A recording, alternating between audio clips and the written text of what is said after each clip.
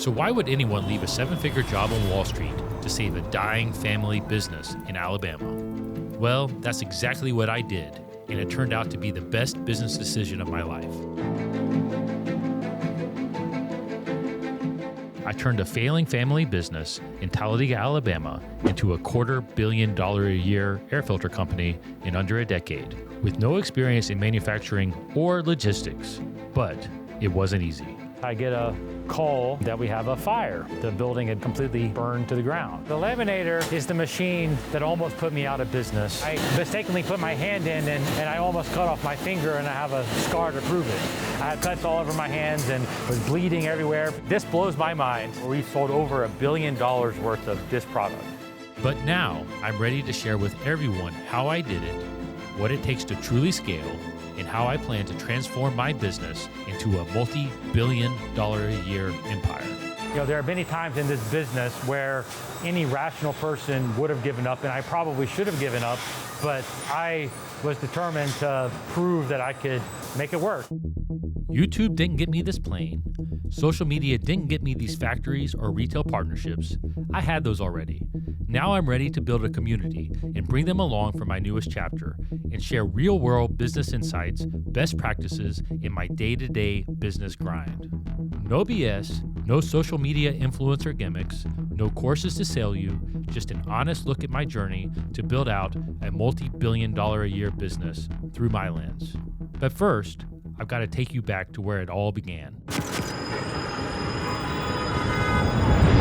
We're standing in front of 200 West Street, which is the Goldman Sachs headquarters. I started at Goldman Sachs in 2005, right after college. I've always felt like an outsider, and that was very much true here at Goldman. I remember the day I started going to an orientation where they had 750 analysts that were starting on that day, and the first break, realizing that everybody there already knew each other from their Ivy League school or from the fancy high school that they went to or the fancy neighborhood they grew up in. There was very much an already established clique because there was a type of person that normally would get these jobs. I was not one of those people. I still have some PTSD from some of the tough days here. It's very much a high pressure environment that is impossible to describe or impossible for you to understand if you haven't lived it. Most people, when they walk into a job at a place like Goldman Sachs, think that they're walking into the pinnacle of success, pinnacle of career.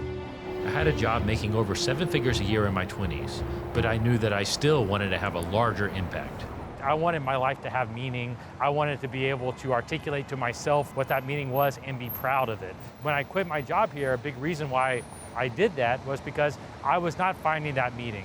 I was effectively a bookie for hedge funds. Yes, I was making a lot of money and could have made a lot more money, but I did not see or find the meaning in that. I saw the meaning that my grandfather, who was at the end of his life, had from starting and running the family business that he did. He got so much meaning, so much purpose from that, and I wanted that in my life. When my family was selling the family business and I knew my grandfather did not want to see it sold, I saw that as an opportunity to build that legacy. Did not know how I was going to do it, did not have the kind of business plan that a lot of people may coach you to get, but I had the determination that I was going to build something big and build something meaningful and something that was meaningful to me. And so, you know, I made the decision, I took the leap.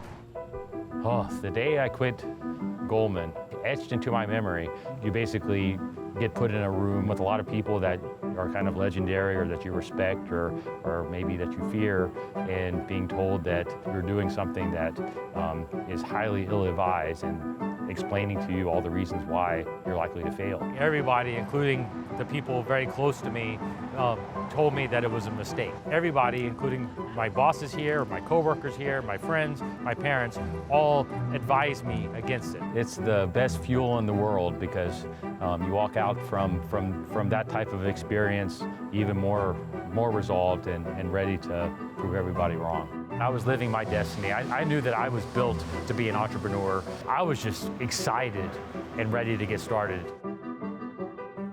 I felt compelled to buy this business because of the family legacy. It was a dying industrial supply business that, you know, I knew was not going to survive over a long period of time. I needed to build something new in order to be sustainable. I had to come up with an idea for how can I actually put these resources to productive use. I reverse engineered the idea of selling pleated air filters direct to consumer. It was a product that I thought I could use the existing infrastructure and the knowledge I had to make it successful. I truly got into this business because of my granddad and because I wanted to build something in Talladega, Alabama. That was really important to me. I didn't know how I was going to do it, but I just knew that there had to be a way.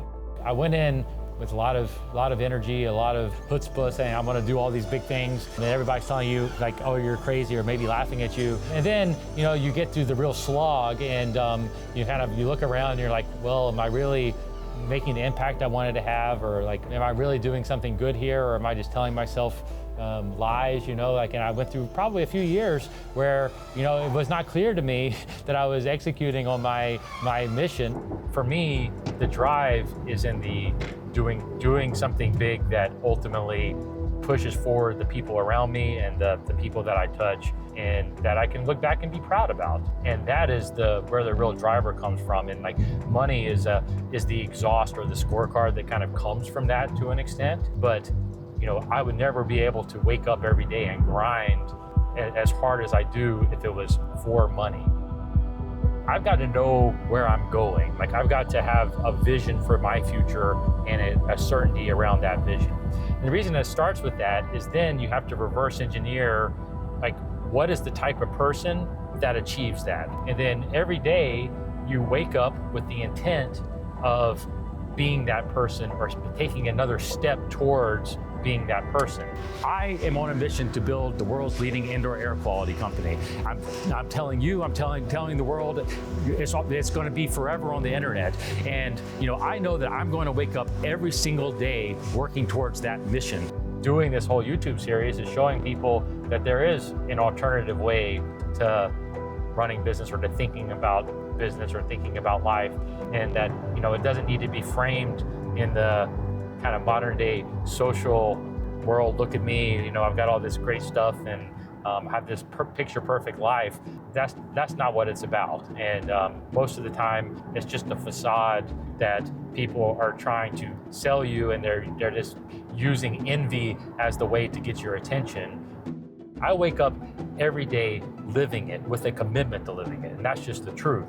And some days I do a better job of it than others, and of course we all slip or do things. I mean, that's life, that's reality. But I wake up every day with a clarity of intent, and I work at it every single day, and I always will.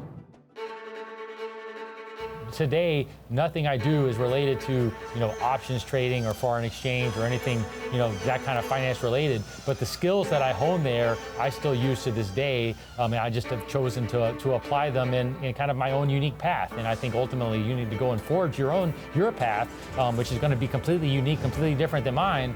But the way you earn the ability to do that, or earn the right to do that, is by going out and getting the experience and the knowledge to be able to go out and pursue something bigger.